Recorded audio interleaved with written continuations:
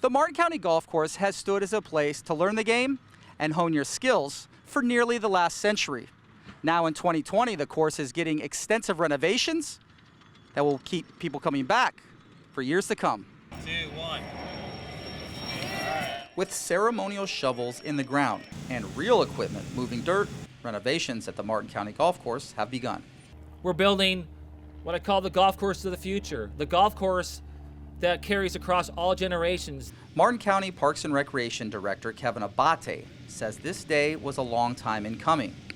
The county has owned the historic 36-hole golf course for many years, but only took over day-to-day operations in 2015.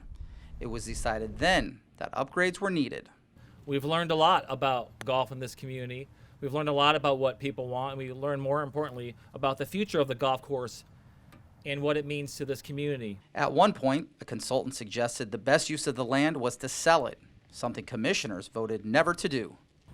Whether you're an avid golfer or you're brand new to the game, we hope this new design and this new project will provide a great experience for the entire family in Martin County. Major renovations include the removal of 9 holes on the red-white course that were deemed to be in the Martin County Airport's runway protection zone. The remaining red-white holes are being redone to make a reversible 9-hole course. That can be played both ways, depending on the setup. And our reversible 9 is a regulation 9. It's over 5,000 yards. A new 13-acre driving range is also being built that will have cameras installed to track your shots and low-level lighting for evening play. We are creating a golf course for the ages, those for the young and the old. New air-conditioned hitting bays will have digital screens with top tracer technology showing you where you hit your ball on a digital course. And if you want to play Pebble Beach in a hitting bay and have a drink in your hand, fine, you can do that. A new clubhouse will include a full-service restaurant and separate event room to host parties or meetings.